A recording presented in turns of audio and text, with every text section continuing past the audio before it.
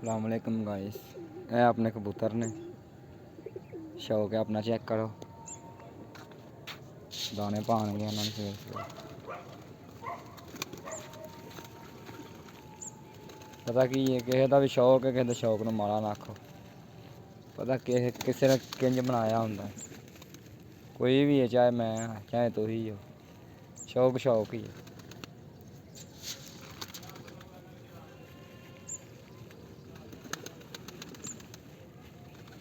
साढ़े लाहौर वाले ने जनाब,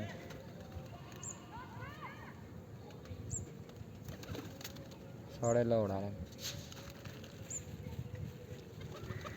साढ़े चूही मादी वो बिच शौक शौक ही है जी, गल शौक तो मुकदी।